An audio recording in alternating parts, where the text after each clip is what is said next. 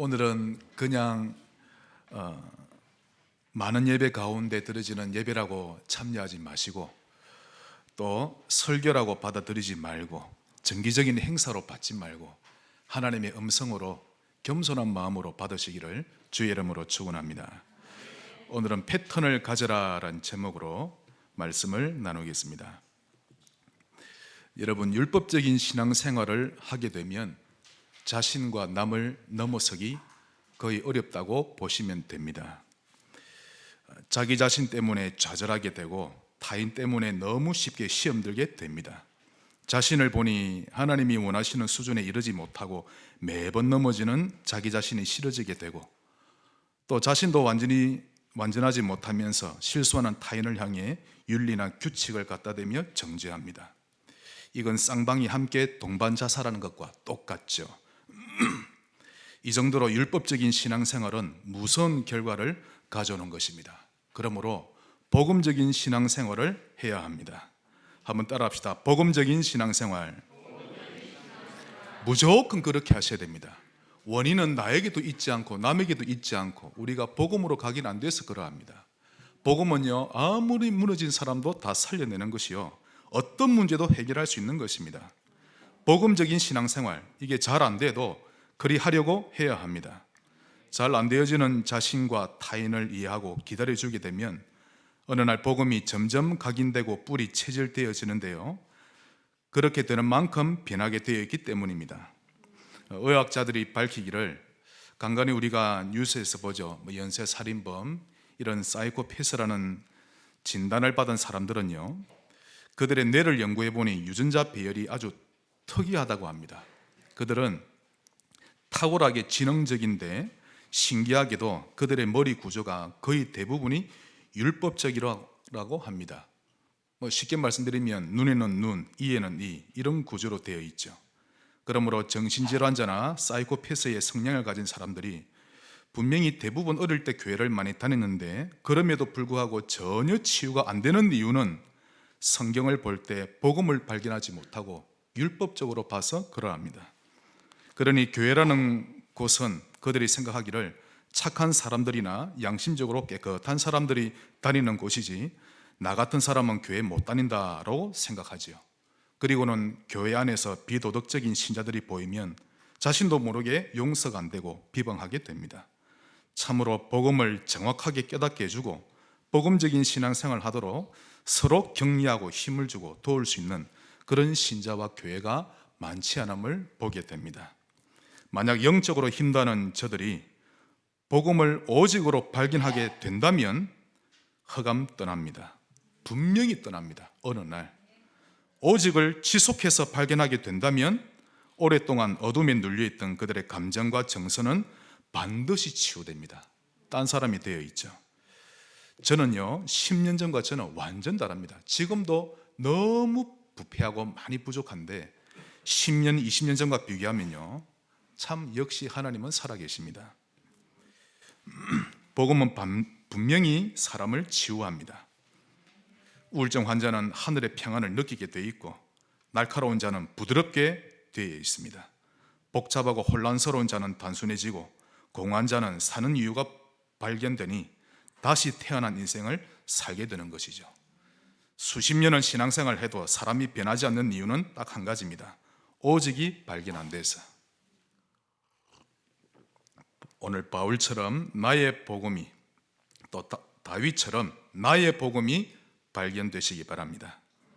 이걸 발견 못하고 신앙생활을 하는 것은 분명히 틀린 신앙생활을 하고 있는 것입니다. 다시 말해서 나 중심 신앙생활을 하고 있는 겁니다. 모든 생각이 나 중심, 내가 기분 나쁘면 다 싫고. 그런데요, 복음이 계속 들어올수록 내가 컨트롤 됩니다. 제가 증인이죠. 실수하면서도 전보다는 더 많이 컨트롤 됩니다. 어서 속히 바른 신앙생활의 패턴을 가지기 위한 중심 회복하시기 바랍니다. 그렇다면 바른 신앙생활의 패턴이란 무엇일까요? 오늘 세 가지를 말씀드릴 건데 일주일 내내 기도했습니다. 정말 많이 기도했습니다. 이 말씀 가지고 하나님의 음성으로 받으시길 바라고 여러분의 생애의 터닝 포인트 꼭 되시기 바랍니다. 첫째, 갈보리산의 예수님을 만나는 패턴 가지셔야 합니다. 여사로 듣지 마세요. 이게 전부 답니다. 이 패턴의 언약은 마태복음 16장 15절로 16절이죠. 너희는 나를 누구라느냐? 굴에 갇혀 사울왕을 피하고 있는 다윗에게 주님이 말씀하십니다. 너는 나를 누구라느냐? 여호와는 나의 목자시요 나의 반석이요 나의 요새시요 모든 문제 해결자 그리스도십니다. 사단은 사람들이 이 언약을 취하는 패턴을 갖지 못하도록 회방하는데요, 그 방법이 마태복음 16장 13절로 14절의 패턴을 가지게 합니다. 사람들이 인자를, 즉 예수님을 누구라느냐? 예수님을 세례 요한이라 합니다. 엘리야라 합니다. 이 엄청난 말입니다, 여러분. 이게 사단이 처음부터 마지막 날까지 그가 사용하는 계궤입니다. 속지 않으시기를 바랍니다. 혹 우리가 세례 요한처럼 인생을 완전히 골수부자처럼 살아왔을지라도 오늘부터 그리스도를 누리시면 됩니다. 얼마나 그리스도가 위대한 줄 아십니까? 나에게도 문제 있는 것이 아니요 남에게 있는 것이 아니라 복음 누리면 됩니다. 그러므로 정의주의라는 분위기에 잡히지 마세요. 의리에 목숨 거는 분위기에도 잡혀서는 안 됩니다. 그런 분위기가 복음보다 더 기분 좋게 여겨진다면 그 사람은 그것 때문에 복음 못 누리게 됩니다. 이 말이 만약 이해되신다면 여러분 현재 복음을 이해하신 겁니다. 그 사람은 이 의리에 잡혀있고 정의주의에 잡혀있는 그 사람은요, 배신하는 사람 용서 못합니다. 그렇죠? 저 역시 그랬으니까요. 사람이 용납이 돼야 합니다. 또한 기적이나 은사를 체험해야만 신앙생활이 되는 분위기에 잡혀서는 안 됩니다. 이건 더 무섭습니다. 꼭 방언을 해야만 신앙생활을 할 맛이 나고 몸이 치유돼야만 신앙생활 맛이 나고 그리스도로 만족해야 합니다. 그리스도로 완전하고 충분하고, 오늘 우리 장로님 기도하신 대로 최고의 기도죠. 그래서 기적이나 은사를 체험하려고만 하지 마시고요, 기적 중에 최고의 기적은 내 마음에 예수 그리스도가 구주로 믿어지는 것이요, 나의 골짜기가 하나님의 나라 세우는 일에 쓰임받는 것이 최고의 기적입니다. 또한 사람들이 나를 알아주지 않는다고 해서 서운함에 빠지지 마세요. 섭섭마귀가 제일 무섭다고 하지요. 여기에 빠지면 안 됩니다. 요셉처럼 언약에 꽂히는 시간을 정기적으로 꼭 가지시길 바랍니다. 그러므로 그리스도의 마인드를 가지셔야 합니다. 빌립보서 2장에 나오죠. 너희 안에 이 마음을 품으라. 예수의 마음이니. 이것이 진정한 성공자의 마인드입니다. 성공하는 사람은 하나같이 모두 성공할 수밖에 없는 성공 마인드를 가지고 있고, 실패하는 사람은 실패할 수밖에 없는 실패 마인드를 가지고 있습니다. 그리스도의 마인드가 진정 성공자의 마인드입니다. 이건희가 성공 마인드 가진 게 아닙니다. 돈 버는 마인드는 가지고 있죠. 진정한 성공은 그리스도의 마음과 그 마인드를 가진 자입니다. 우리 새가족과 렘넌트를 어떻게 양육해야 합니까? 그리스도의 눈과 그리스도의 마인드를 가지도록 양육하면 됩니다. 그 외에는 다 지나가는 것이요, 속된 말로 헛방이 되어버리는 것입니다. 갈보리산에 올라 십자가에 달리신 예수님을 자주 만나시기 바랍니다. 그분께 모든 해답이 다 들어 있습니다. 이런저런 생각으로 복잡한 나에게 그분이 묻고 계십니다. 너희는 나를 누구라느냐? 그러면 여러분이 답하셔야 합니다. 주는 허물과 죄로 죽었던 나를 살리신 그리스도십니다. 그리스도란 모든 문제 해결자입니다. 우리 말씀 한 군데 보겠습니다. 에베소서 2장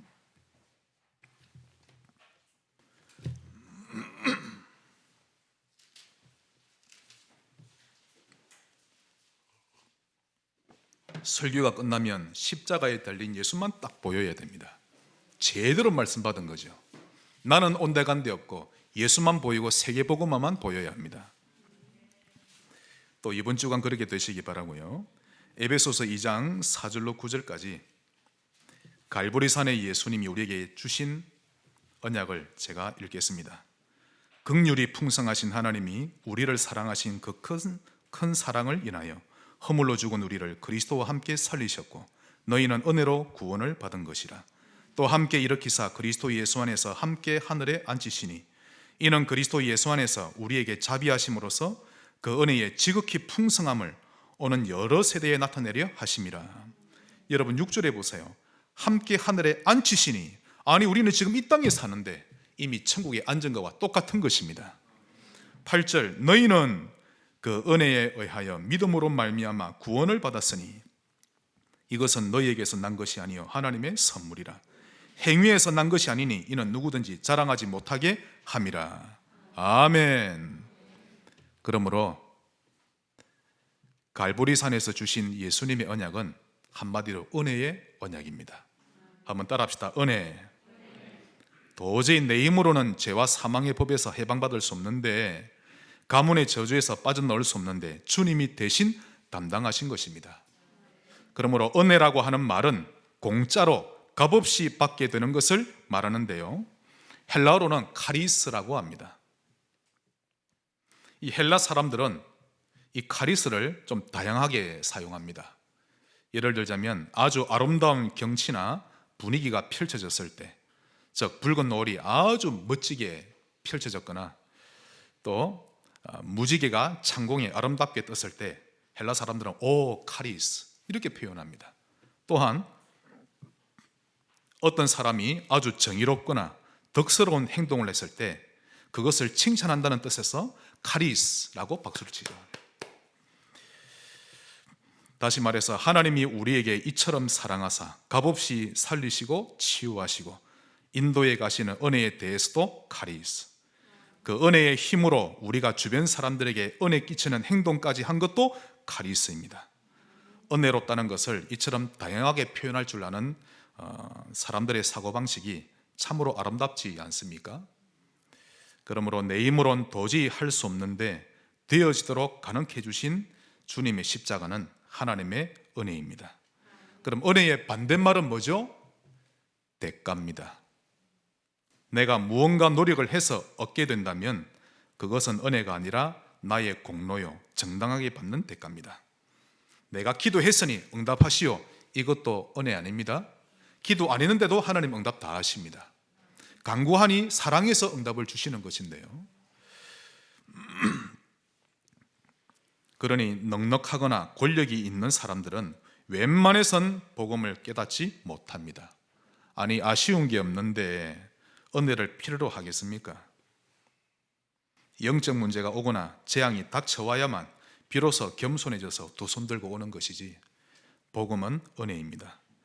은혜를 아는 자와 모르는 자는 다릅니다. 은혜를 알고 신앙생활 하는 자는 감사한 마음으로 하지요. 환경이 열악한데도 감사합니다. 은혜를 잊은 사람은 대가를 바라거나 조건을 달고 신앙생활 합니다. 그래서 뭔가 일이 잘 안 되면 신앙생활의 리듬이 자주 끊어지게 되죠.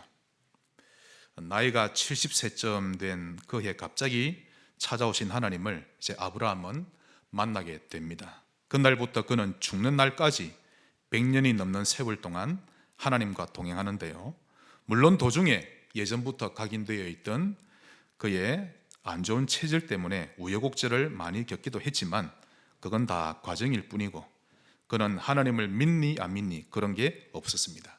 그의 삶의 기준은 항상 하나님이었습니다. 여러분도 그렇게 되시기 바랍니다. 야곱 역시 그랬죠. 그러나 그의 쌍둥이 형 에서는 네피림이 좋았습니다.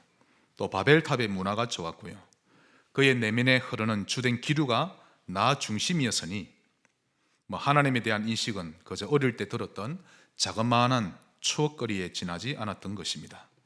그러니 그의 후손들은 에돔 족속으로 불려졌는데요, 나중에 언약의 백성들의 가시 역할을 하는 민족이 되어버렸습니다. 은혜를 누리는 우리 때문에 우리 후손이 복음을 누려야 되겠습니다. 여러분의 인생에서 그리스도라는 복음 하나만 오직으로 여기며 살면 됩니다. 그래서 신앙생활은 너무 쉽고도 간단한 것입니다. 오늘 장로님 기도대로 육회, 상쾌, 통쾌하죠. 많은 신자들이 궁금해하고 제게 질문합니다. 나는 왜 안 됩니까 목사님? 마태복음 17장에 보시면요, 예수님이 제자들 중에서 그나마 말귀를 알아듣는 세 사람 베드로, 야고보, 요한을 데리고 높은 산에 오르십니다. 그때 그들 앞에서 주님이 변형이 되셨는데 얼굴이 해같이 빛나고 옷이 너무 하얗게 빛이 났는데요, 눈이 부시도록 빛이 났습니다. 그때 모세와 엘리야가 나타나더니 주님과 대화를 하는 거 있죠. 그 장면을 목격한 베드로가 잽싸게 주님께 와서 속삭입니다. 주님, 저는 지금 죽어도 여한이 없을 만큼 너무 감동 먹었습니다. 감격이 됩니다. 우리 내려가지 말고 여기서 아예 초막셋을 짓고 삽시다. 제가 짓겠습니다. 하나는 모세를 위하여, 하나는 엘리야를 위하여, 하나는 주님을 위하여. 그 말을 하는데 모두가 다 사라지고 오직 예수만 남았더라 라고 성경은 기록합니다. 성도는 예수 외에 다른 것이 크게 보이면 그것 따라 가게 되어 있는 것입니다. 갈보리산의 예수만 보이시기 바랍니다.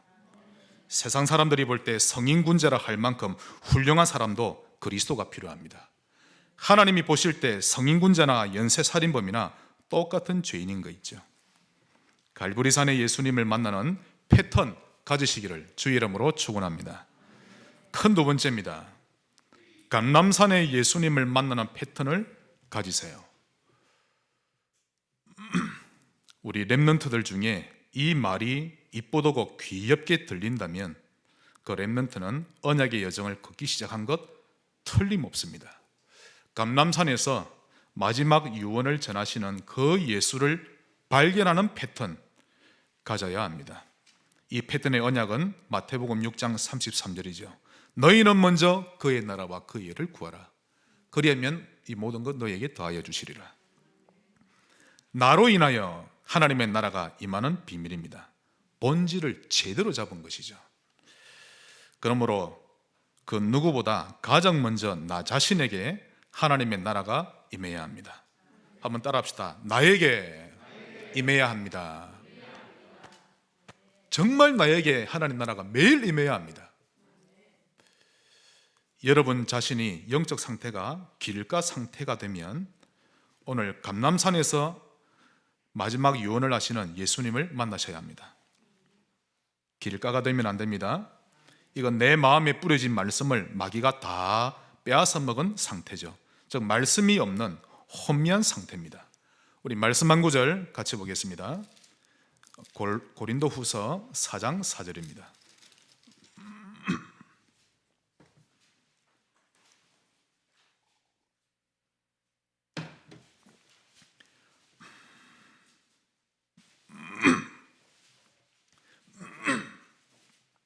고린도후서 4장 4절에 어떤 악령에 대해 또 바울이 적나라하게 드러냅니다. 그 중에 이 세상의 신이 믿지 않은 자들의 마음을 어떻게 합니까? 혼미하게 하여 그리스도의 영광의 복음의 광채가 비치지 못하게 함이니 그리스도는 하나님의 영광 형상이니라. 혼미케 하는 영이 있습니다. 혼미케 되면 어떻게 됩니까? 공부를 그렇게 잘하는 사람인데 영적으로는 혼미합니다. 법 사전을 다 외우는데 영적으로는 혼미해서 밤마다 시달리는 이 법관들요 정말 많습니다. 이런 정상이 있다면 원래 그러려니 여기지 말고 영적 싸움을 해야 합니다. 스스로 조절이 안 되는 미움, 질투, 분노, 이간질 이런 것과 싸워야 합니다. 학교 시험도 100점 맞고 골프도 잘 치고 카페에 가서 사람들과 재미있게 대화도 나누는데 다 되는데 그리스도의 복음의 광채가 비치는 것만 안 됩니다. 그건 혼미케 하는 영이 있기 때문에 그러하죠.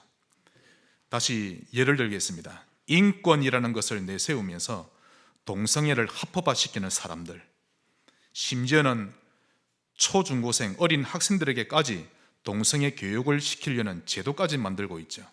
정치인들은요 표만 얻을 수 있다면 무엇이든 다 하는데요, 이런 사람들이 혼미한 영적 상태입니다.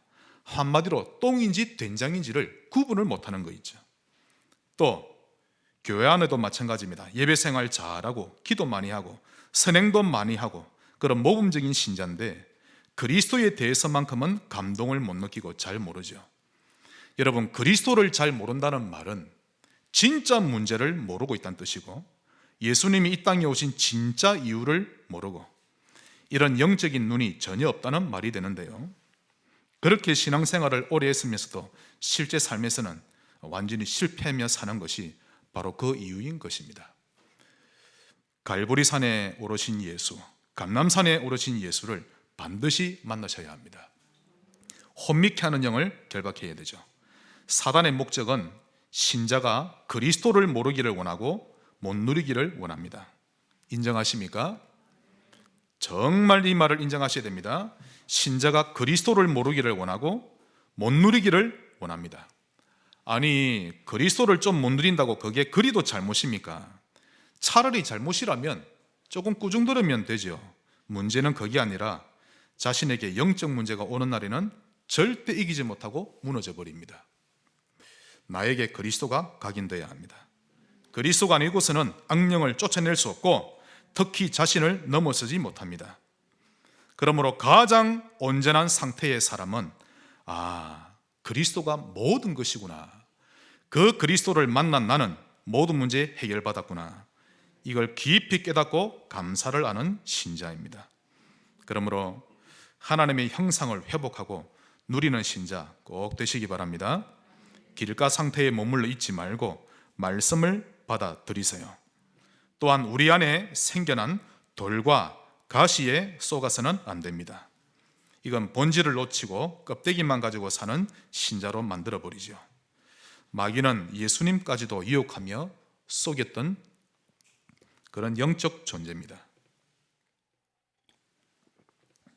여러분도 잘 아시겠습니다만은 마태복음 4장을 보시면 마귀가 무엇을 가장 싫어하는지, 우리가 어떤 사람이 되기를 바라는지 잘 알 수 있습니다. 특히 돌로 떡을 만들어 먹으라는 시험 아시죠? 만약 그곳에 돌이 아니라 나무 토막이 있었어도 사단은 그걸로 떡을 만들어 먹으라고 유혹했을 것입니다. 그러므로 이 시험은 그동안 40일 동안 금식까지 하면서 잘해오고 있던 영적 리듬 타는 것을 스톱시키려고 했던 사단의 전략이었던 것입니다. 그러므로 마귀는 신자가 하나님의 영에 감동되는 것을 매우 싫어하며 그걸 필사적으로 막으려 하는데요, 이 일에 우리의 돌과 가시를 활용하는 것입니다. 옥토가 되어 여러분에게 하나님의 나라가 임하게 해야 합니다. 그래야만 삽니다. 한번 따라 합시다. 옥토, 언약으로 잡으세요. 만약 여러분의 단점과 아픔을 언약의 여정을 걷는 발판으로 삼지 못한다면 마귀의 시험에 걸려들게 됩니다. 하나님께 값없이 받은 것들이 은혜로 다가오지 않게 되죠. 불평만 많아지고 하나되려 하기보다 피하려는 생각밖에 없는 것입니다. 새로운 환경에 간다 해도 또 그렇게 되어집니다. 그러므로 환경을 바꾸기보다 나에게 하나님의 나라가 임하도록 해야 합니다. 내가 은혜 받고 변하면 환경은 자연히 변하는 것입니다. 이런 상태를 보고 옥토라고 합니다. 제가 그렇게 결단을 했죠. 왜냐하면 그렇게 하지 않으면 계속 저는 쏘으니까요. 감람산에서 120명의 제자들에게 마지막 유언을 하시던 그 예수님을 자주 만나는 패턴을 가지시기를 주의 이름으로 축원합니다. 마지막 큰 세 번째입니다.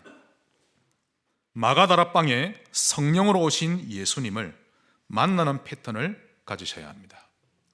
그분을 사모하세요. 사모하시면 됩니다, 여러분. 성령으로 오신 예수님을 사모하고 사랑하고 모셔드리면 됩니다. 왜 그 기도를 못 하십니까? 그분이 오시면 다 사는데. 그러므로 이 패턴의 언약은 사도행전 1장 4절로 8절입니다. 기다리라.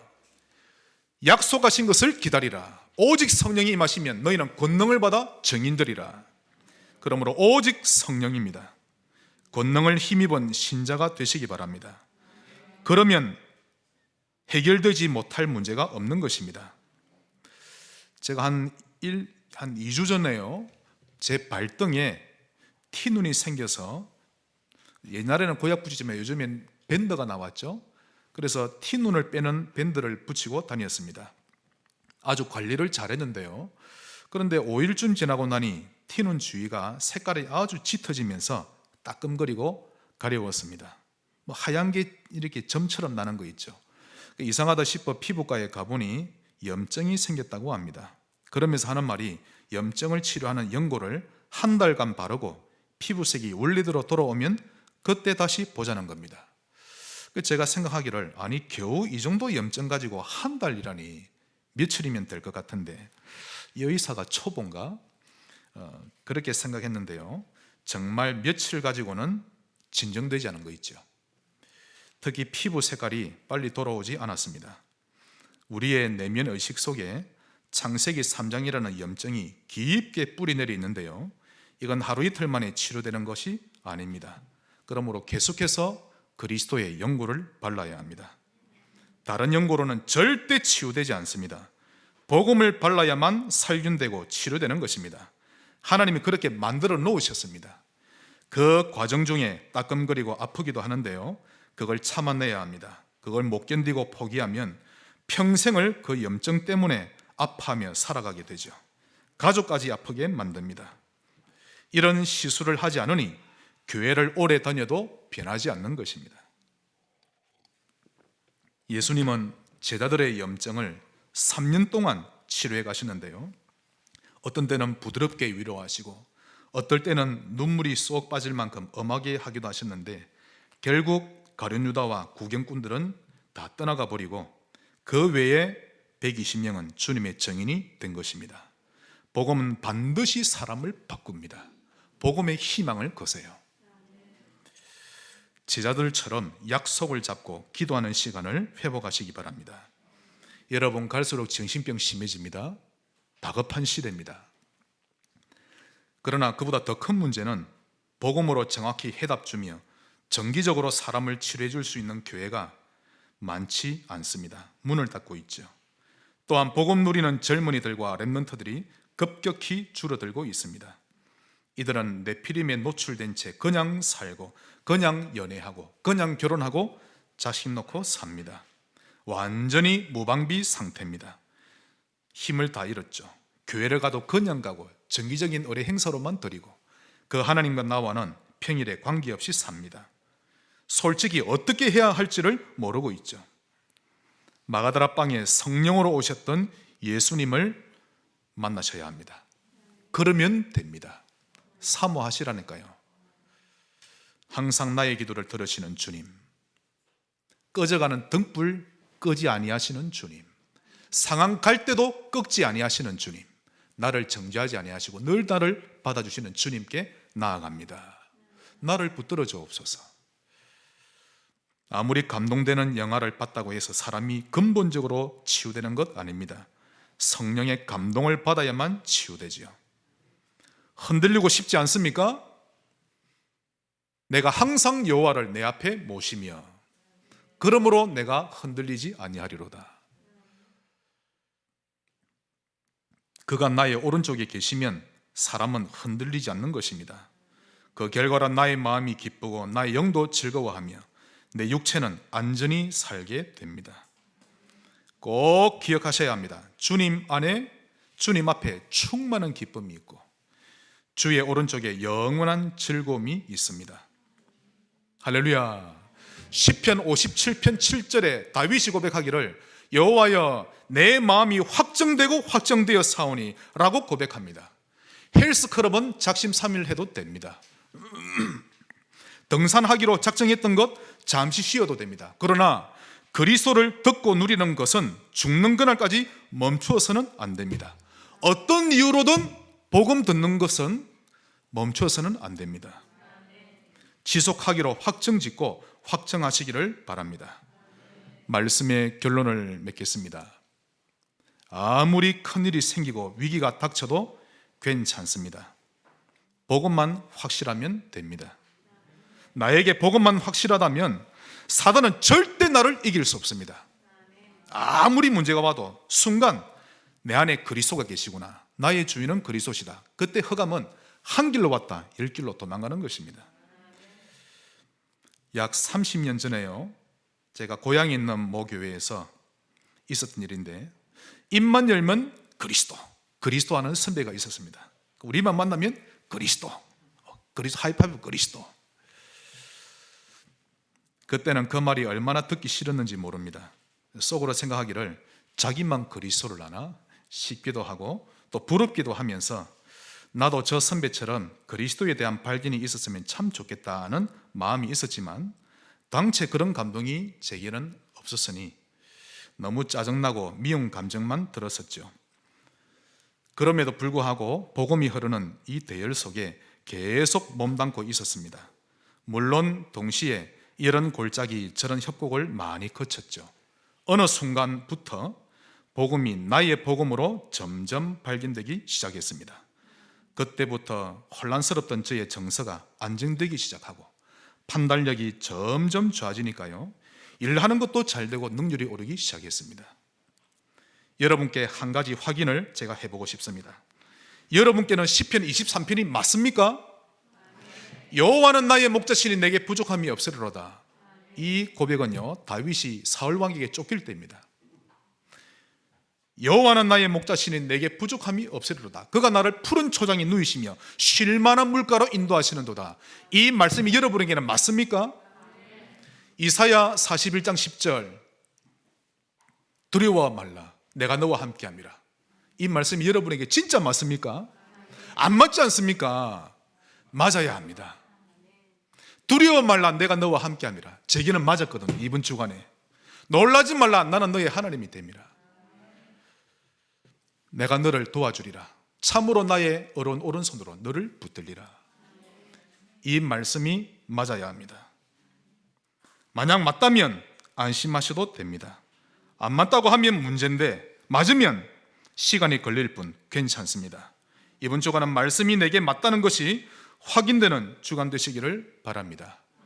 우리가 은혜의 언약을 선물로 받았습니다. 감사하시기 바라고, 그러므로 복수하는 것은, 복수는 복음과 반대되는 행위입니다. 맞지요? 모든 일을 용서하고 긍휼히 여김으로 복음의 향기를 바라는 행복한 신자 되시기를 바랍니다.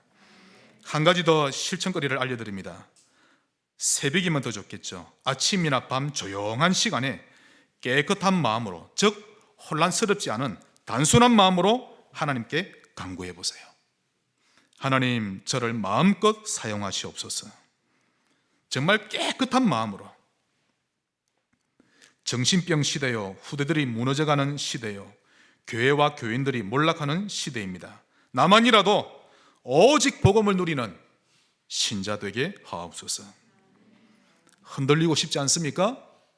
여호와를 내 앞에 모셔야 합니다. 그가 나의 오른쪽에 계시면 흔들리지 않습니다. 그리하면 여러분의 마음이 기쁘고 여러분의 영이 즐거워하게 될 것입니다. 패턴을 가지는 주간 되시기를 주의 이름으로 축원합니다. 복음 주신 하나님께 감사를 드립니다. 은혜를 마음껏 누리는 이번 주간 되게 하옵소서. 예수님 이름으로 기도합니다. 아멘.